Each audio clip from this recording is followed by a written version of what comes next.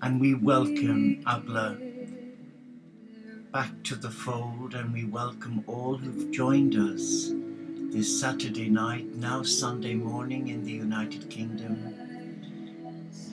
And we welcome you around this table of love where we pray for peace, for unity, and for justice for the whole family of God.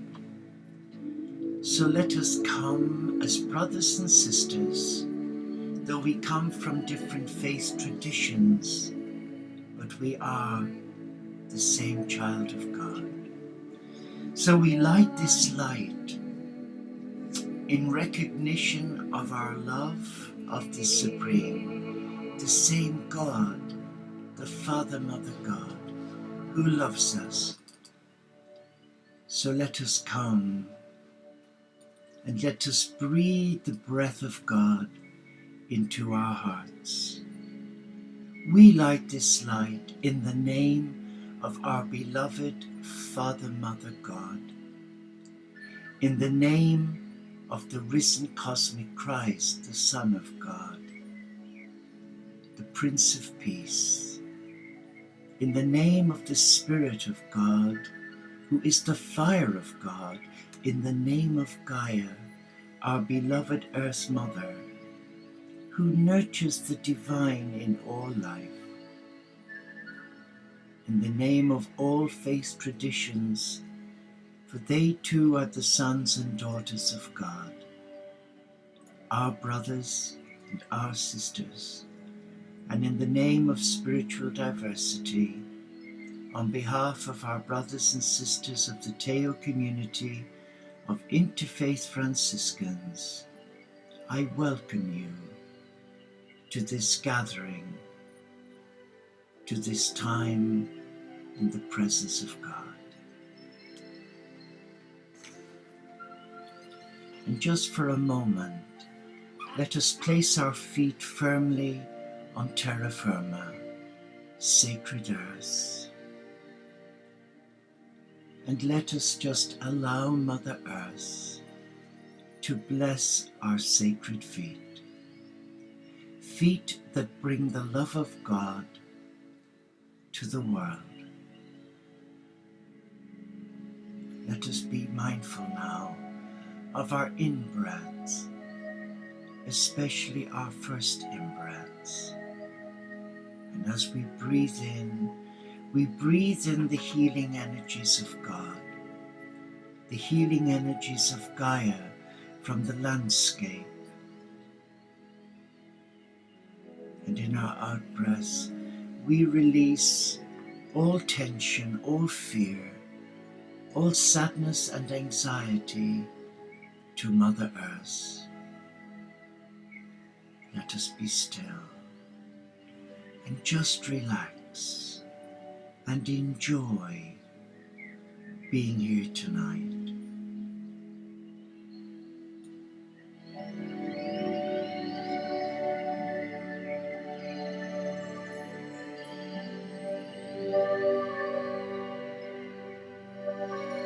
And the music that I'm playing for us is The Winged Sylphs by Llewellyn, a beautiful piece of relaxation music.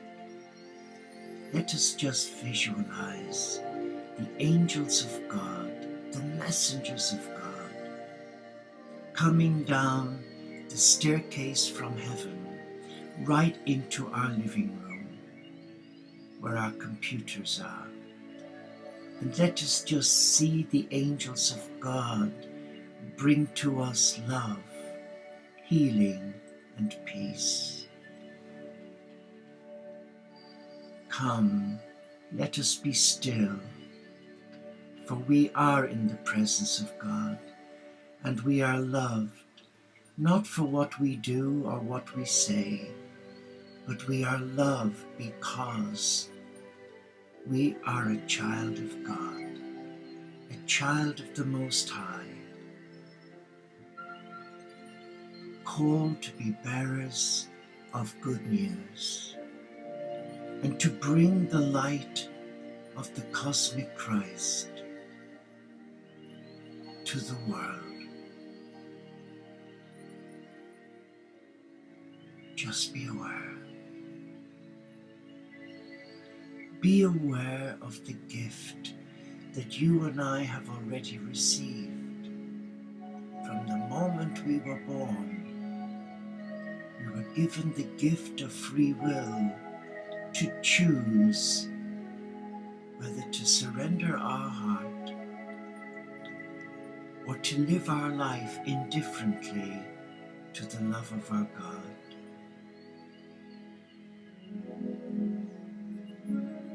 And we bring to this table all our brothers and sisters who are hurting in mind, in body and spirit. We bring the young girls in Afghanistan who are sold to older men to become their slave and who are physically tortured. And we bring all the young women forced into marriage and who are treated appallingly, many of whom suffer the most horrific injuries, despite a law being passed to respect the dignity of women. Let us just visualize the love of God going to all these unfortunate women who are suffering because of ancient traditions. And let us also hold in our hearts the many unfortunate souls who, through no fault of their own, are suffering from stigma, the stigma of illness, the stigma of being different, the stigma because of the color of their skin or their religious belief. Let us be still now, and let us hold each other, because we are loved, we are valued, we are respected. Let us not abuse those gifts, for those gifts are precious gifts. And as we relax, I would like to read to you, if I may, a reflection following on from a video I did the day before yesterday on post-traumatic growth. God intended it all for good, says in Genesis in the Old Testament Bible. Rising to a challenge reveals hidden abilities within you that otherwise would have remained dormant. Just as you find out what's inside a tube of toothpaste, when it gets squeezed, adversity reveals what you're made of. Sometimes we say, I could never go through what that person went through. I would die. Then you go through it, and guess what? Your heart keeps beating. Your world goes on. You don't know what you're capable of until you have to cope. Wise people have always understood the connection between suffering and growth. Meng Zhu, the Chinese sage, said, when heaven is about to confer a great responsibility on any man or woman, it will place obstacles in the path of their deeds so as to stimulate their mind, harden their nature, and improve wherever there is incompetence. Wherever there is incompetence. God could have let Abraham stay in the comfort of Ur, and Moses in the splendor of Pharaoh's courts. He could have kept Daniel out of the lion's den, Nehemiah out of captivity, and Jonah out of the belly of the whale. John the Baptist away from Herod, Esther from being threatened, Jeremiah from being rejected, and Paul from being shipwrecked. But he didn't. In fact, God used each of these trials to bring them closer to himself, to produce perseverance, character, and hope. It is said, the school of hard knocks produces the greatest scholars. Now that is worth remembering. The school of hard knocks produces the greatest scholars. And guess who the teacher is? Adversity. You either face it with God or without him. When they see your faith sustain you and God bring you through, they'll get interested in what you have to say and not before. And we are familiar with the beautiful saying from the Christ, "My grace is sufficient for you." One of the classic stories of adversity in the Bible is about Joseph. At the beginning of his life, he is the favorite son. He is envied by his brothers, with dreams of being someone everybody bows down to. Then he's kidnapped by his brothers and ends up serving as a slave in Potiphar's house. He loses his home, his culture, his security, his status as a favorite son.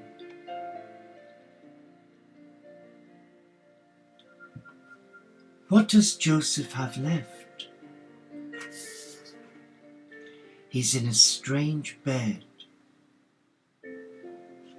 in a strange house, in a strange land, with no friends, no prospects, and no explanation. But he has one gift, one that makes all the difference. The Lord was with Joseph. What happens when you lose everything but God, then find out that God is enough. You experience his presence in a way you never did before. And St. Paul writes, does it mean he no longer loves us if we have trouble or calamity, or are persecuted or hungry or destitute, or in danger, or threatened with death? No, despite all these things, overwhelming victory is ours through the cosmic Christ who loves us. God wasn't at work producing the circumstances Joseph wanted. He was at work in bad circumstances, producing the Joseph that God wanted. That's an interesting statement.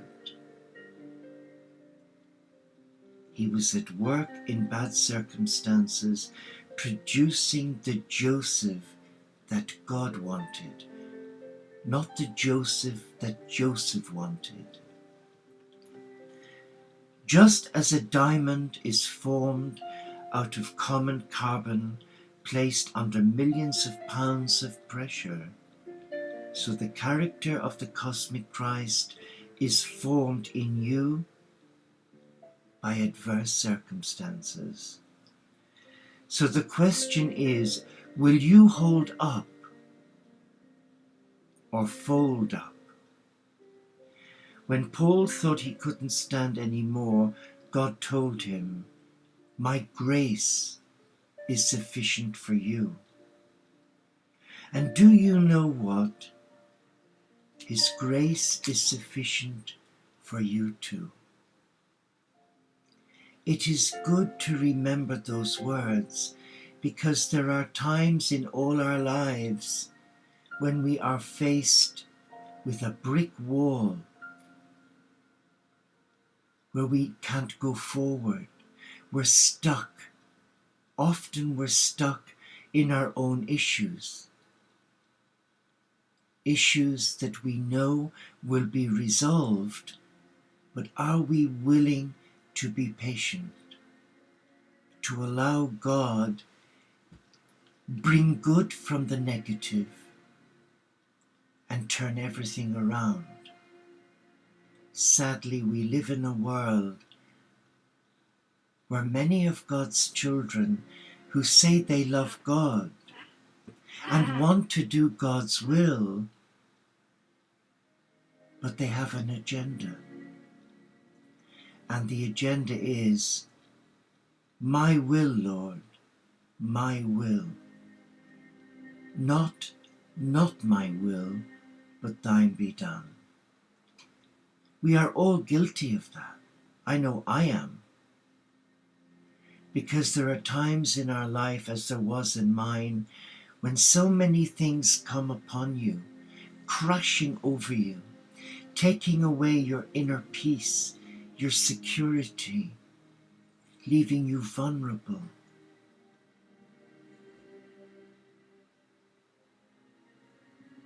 And it's so easy to run away.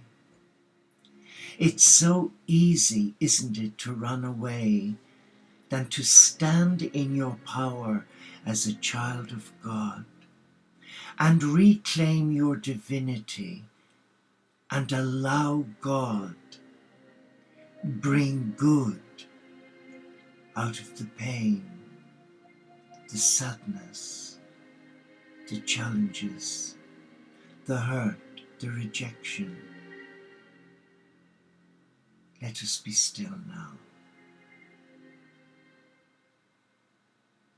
And let us come before our God, like all the great spiritual teachers from all faiths, for they too have experienced rejection, misunderstanding, like Francis of Assisi, like our dear brother Gandhi, who came to the United Kingdom to do great things as a lawyer, and he was rejected. He trained as a lawyer, in London, and he had great aspirations for himself, as did his family. But God had another plan for Gandhi. God wanted to use his gift to touch many lives. But poor brother Gandhi, though he'd every reason to get disheartened the way the establishment treated him, he didn't give in. He persevered. He persevered.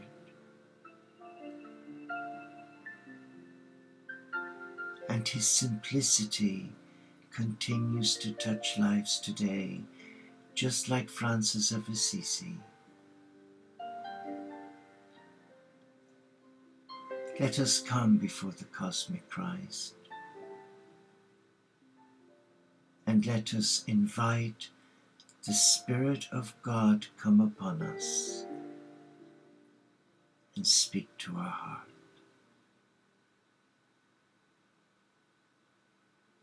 And explain to us, why are things going wrong in my life? Why is there no end to the struggle and the suffering? What is the root cause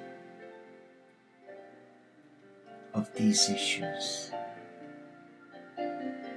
Listen to the Spirit who will speak to you. And the moment you become aware of what it is that ails you, of what it is that alienates you from your divine purpose, remember this: the forces of darkness will use every trick in the book to have you and me renege on our promise to God. They will fill our mind with so much minutiae that we will despair and run away. We will even make excuses that this isn't the right time. There is never a right time to surrender your heart to God. The right time is now. And the moment we surrender, yes, we will come under attack. Of course we will. But we have the Spirit of God working in our issues, protecting us and bringing good from our illness, from our disappointments. Remember, man's disappointment today is God's appointment for your tomorrow. As Benedict said, it takes a minute to recite your vow of consecration to God as a monk. A minute. But guess what? It takes a lifetime to live it.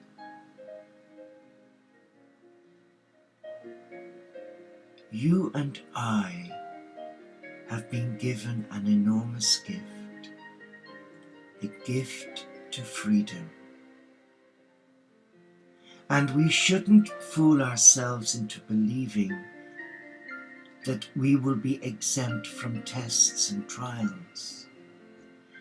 For the positive side of a trial and a test is that we will overcome with the help of God. And in our experience of that test, and whilst we're undergoing the stresses of the test, we actually become stronger and richer for the experience. But there are those today who cannot cope with stress, and that's understandable. But when God calls you to service, to love, to joy, He calls you to freedom, and He provides for your every need and for every problem in your life. And the reason why many don't go forward is because they don't understand the mystery of providence. They don't understand the mystery of surrendering the heart to God. It's not an emotional thing. We don't surrender to God when we're feeling lovey-dovey. We surrender to God in our darkest moment. And we ask God to give us the strength to rise up and be counted. So as we sit at this table of love, let us now invite the cosmic Christ to come and empower us, be still in the presence of God.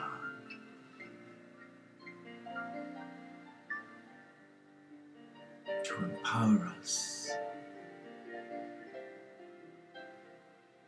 have the courage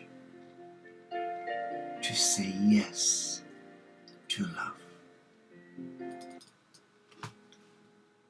Or are you scared of love?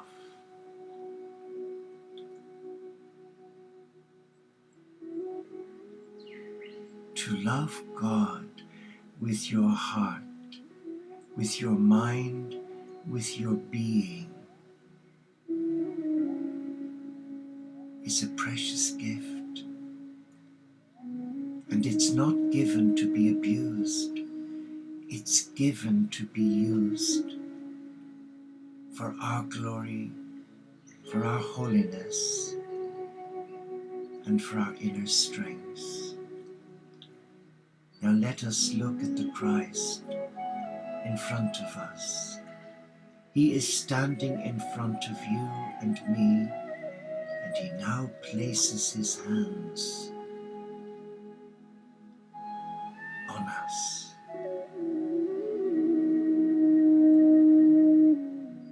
And he calls on the Father, Mother God to touch us, to fill us with the peace and wisdom of God, and to surrender everything, to surrender all that weighs us down, to name, to bless every situation, every person, every health issue, and allow him who created us to release us. Let us be still now and experience the healing touch of the cosmic Christ.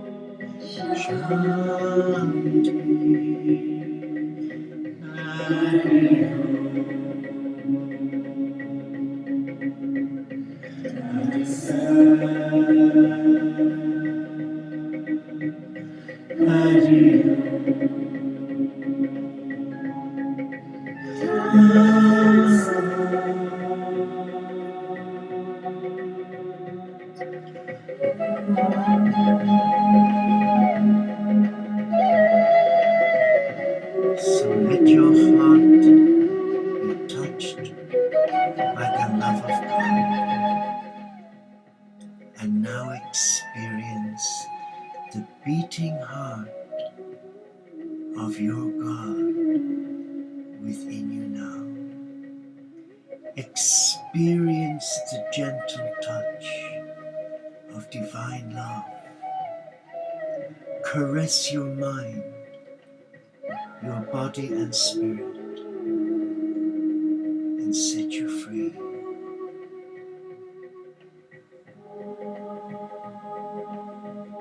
To set you free. Come. Let us come now. And let us exercise that gift of free will, and let us call on the ancient ones, the anointed ones, the prophets, the great spiritual teachers of our world. And let us ask for healing right now.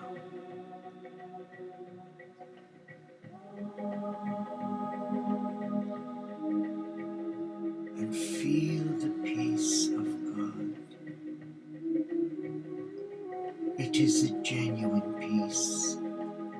It's a proactive peace. It is a selfless peace. And it's given to you right now to receive it.